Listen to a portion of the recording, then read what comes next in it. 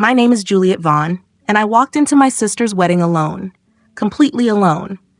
Not because I didn't have someone to bring, but because I wanted to remember what it felt like to stand on my own without anyone beside me. That moment, that walk, felt like stepping into a courtroom where everyone had already made up their minds. In their eyes, I was guilty of being a woman over 30, unmarried, and too successful for comfort. As I entered the grand ballroom, heads turned, but not for the right reasons. I heard whispers. I noticed the subtle smirks from my sister's new in-laws. The women leaned in toward one another, quietly observing my dress, my hands, and the clear absence of a ring. One of them spoke just loud enough to be heard. Poor thing. Still can't find anyone to bring. Vanessa, my sister, didn't even look in my direction. She was busy posing, smiling brightly next to the groom and his proud family. And I wasn't part of that picture. I was more like an afterthought they hoped would disappear into the background. I could have left. Maybe I should have. But something inside me told me to stay, to face every look and whisper without backing down. Then something unexpected happened. An older man sitting at the center table slowly stood up. His silver hair and calm authority made him impossible to ignore. I recognized him immediately from business headlines. Edward Sinclair, the groom's uncle, a man whose influence reached further than most governments. He looked directly at me and then he bowed. A full, deliberate bow right there in front of everyone. In that moment, every whisper, every smirk, every judgment in the room stopped. Growing up in the Vaughn household felt like being on a stage I never chose to stand on. My sister Vanessa had been the star since she could walk. Blue eyes, golden hair, naturally charming. She was the kind of child relatives adored at gatherings. Meanwhile, I, with my serious expression and endless curiosity, was often told to let Vanessa enjoy her moment. I learned early that staying quiet was easier than explaining myself. My world revolved around numbers, ideas, and building things. At 10, I took apart the microwave. By 14, I had built a self-timing oven. While Vanessa practiced cheer routines, I studied advanced calculus under a blanket with a flashlight. My parents didn't exactly discourage me, they just didn't understand me. "You'll grow out of that tech phase," my mom once said, just before grounding me for skipping a school dance to attend a robotics camp. Vanessa was praised for her looks. I was simply tolerated for being different. By adulthood, the distance between us had become significant. She married young, first love, a big wedding, a suburban home. It didn't last. Neither did the second marriage. But the third, Logan, was different. His family had wealth, property, and influence that turned heads everywhere. Vanessa saw not just love, but long-term security. And as always, our parents were thrilled. They hosted dinners, shared the news with neighbors, and updated family portraits. My name came up only briefly. I was invited to the wedding because I'm her sister, but I was also warned, don't make it about you, as if I ever had. I booked my flight, RSVP'd for one, and rearranged my schedule. I didn't really have the time, but I went anyway, not for them, but for myself.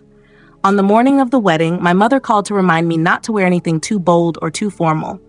"You're not presenting at a summit, Juliet," she said lightly.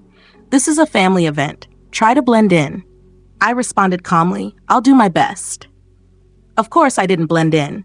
I wore black, simple, clean lines, no glitter. My hair was tied back neatly, and I kept my jewelry minimal. I looked like myself. And in a room designed to highlight Vanessa, that alone was enough to stand out. I arrived on time, alone. I noticed the looks. Some surprised, others quietly amused. Vanessa's new in-laws gathered near the altar, holding champagne glasses and occasionally glancing in my direction. One of the aunts leaned toward another and whispered, "Is that the one who's single?" The tone sounded less like curiosity and more like judgment. I didn't react. I've handled far more pressure than anyone in that room could imagine. Still, it would be dishonest to say it didn't affect me. There's a unique kind of discomfort in feeling out of place within your own family, like being present yet invisible.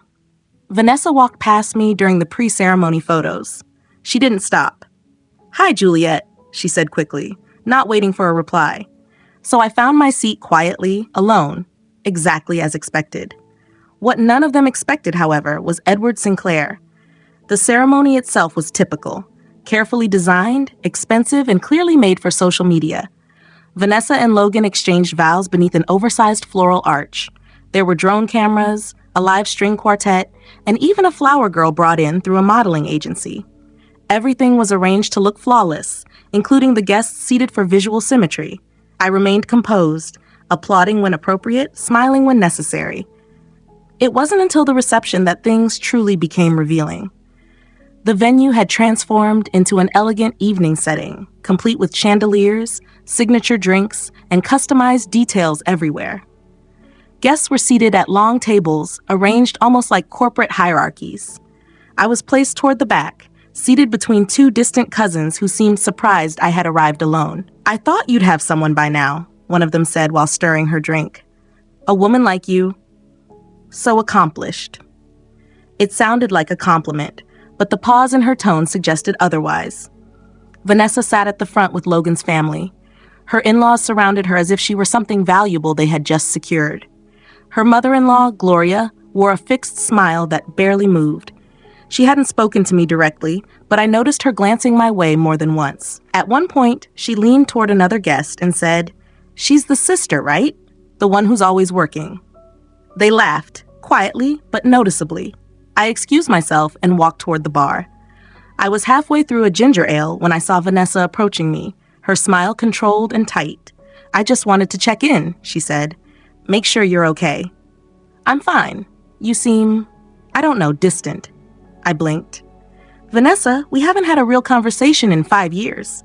She gave a small laugh, the kind that tries to smooth things over without actually saying it. "Well, you're here now. That counts." I almost responded. I almost asked if she even knew where I lived now. I almost said a lot of things, but I didn't. There didn't seem to be any point. She had already walked away before I could say anything. I turned back toward my table. That's when I heard them again. Logan's uncle and cousin seated just behind me. "Pretty but cold," one of them said. "You can tell she's one of those women who marries her career. Probably expects applause just for showing up alone," the other added with a quiet laugh. I stood still. For a moment, I thought about leaving. I had my coat. My car was close. I could walk out, leave them to their drinks and their assumptions. I didn't owe anyone here anything. Then something shifted. From the main table, a chair moved back, slow and deliberate. I turned. Edward Sinclair was standing. He didn't carry the same polished look as the rest of the family. No flashy cufflinks, no exaggerated style, just a well-fitted navy suit, silver hair neatly combed back, and the steady presence of someone who notices everything without needing to say much. The room grew quiet. He stepped forward, past Logan and Vanessa, past Gloria, who now looked uncertain, and then, right there, he bowed. A full, formal bow, clear and intentional, the kind of gesture reserved for someone you respect. There were soft gasps, a few cameras clicked, someone dropped a fork. I didn't move. Edward straightened and walked toward me. "Miss Vaughn," he said, his voice calm but clear, "it's a privilege to finally meet you." He paused briefly. "Your keynote at the Zurich Summit changed how we manage tech transitions across 3 of our subsidiaries. I owe you my thanks." I felt the attention in the room shift instantly, reconsidering, reassessing. The same people who had dismissed me moments earlier were now watching closely. I gave a small, controlled smile. "Thank you, Mr. Sinclair. The respect is mutual."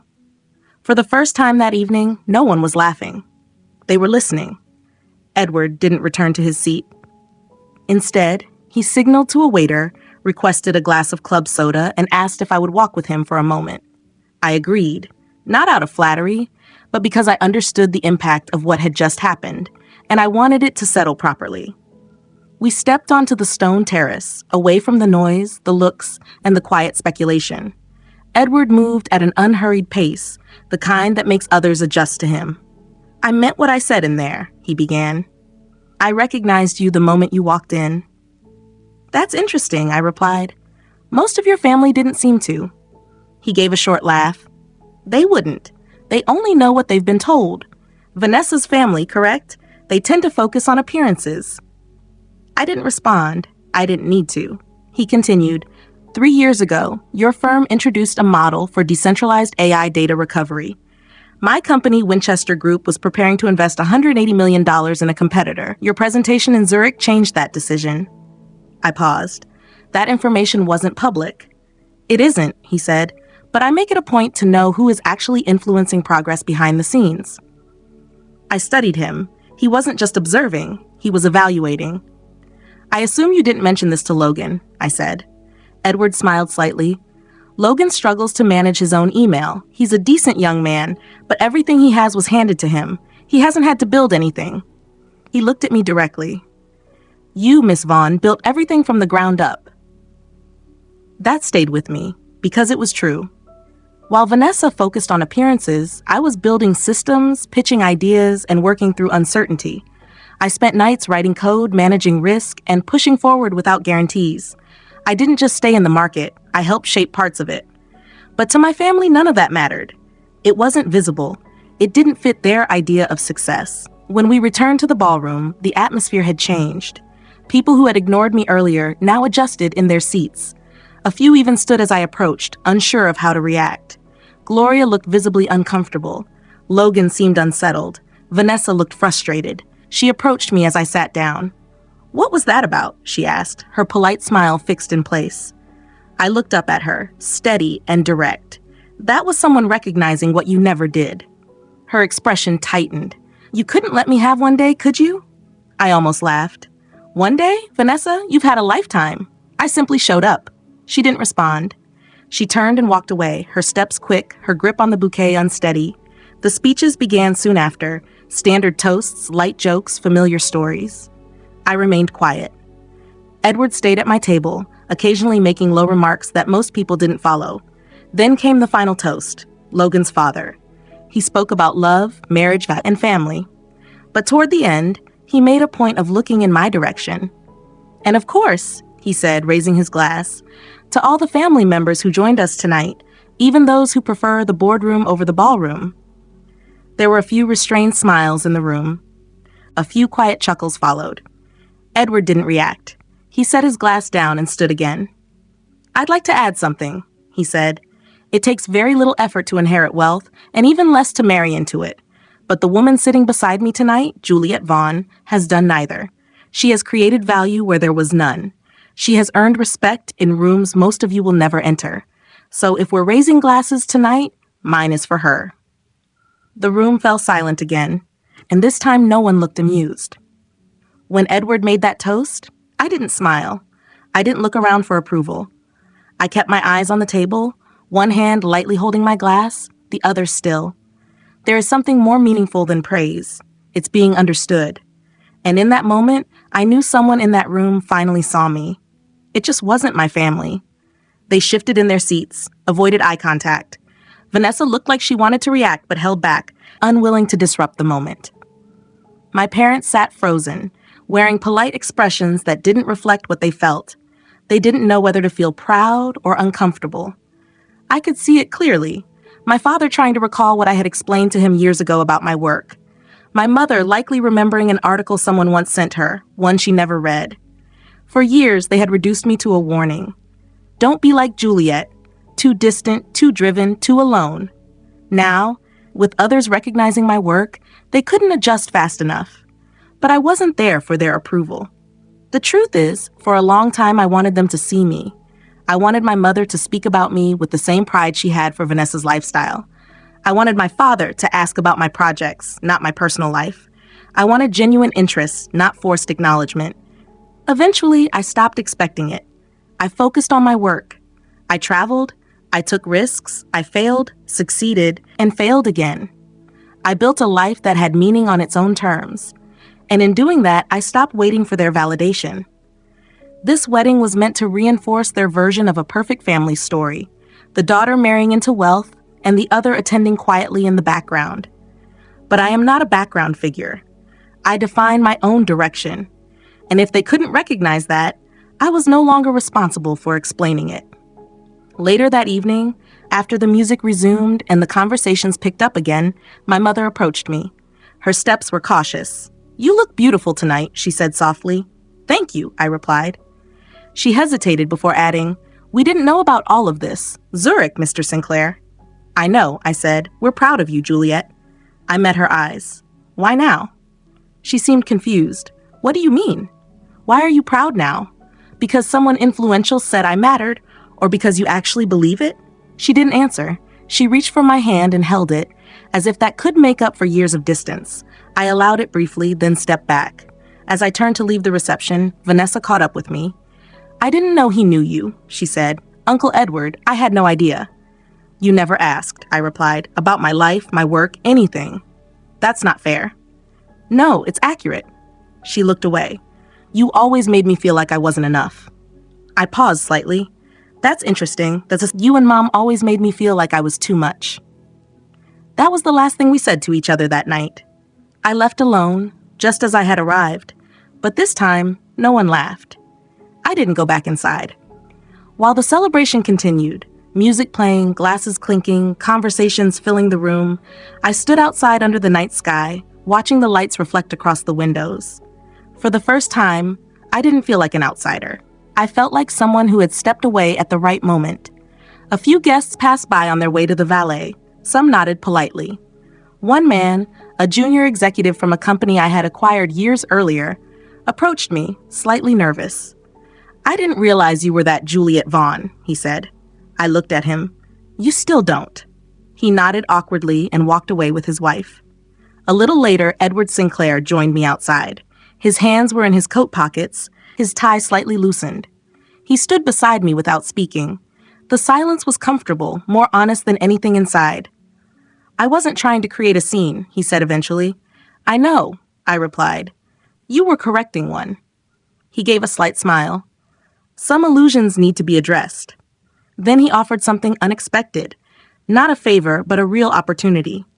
He spoke about a new initiative he was developing. He wanted my perspective, my involvement from the beginning. More importantly, he wanted someone who knew how to build and rebuild with clarity and direction. I didn't respond immediately, not out of hesitation, but because I was considering it carefully. For the first time in a long while, I realized I had a choice, one based on self-respect, not reaction. Eventually I said, "Let's talk Monday." He nodded once and left. That was it. No spectacle, no unnecessary attention, just mutual respect, clearly understood. I drove home alone that night. The music was off, the window slightly open. The cold air against my face felt grounding. It reminded me that I was here on my own terms, not because I was accepted, but because I had built something that didn't require approval. I never had the kind of family that celebrated my milestones or showed up for my work. But that night, I stopped needing them to. I stopped trying to earn something they were never prepared to give. And maybe that was the lesson I was meant to understand. Sometimes the most meaningful moment isn't when the world recognizes you. It's when you realize you don't need it to. That sense of freedom, quiet, steady, and complete, was the most valuable thing I had ever claimed.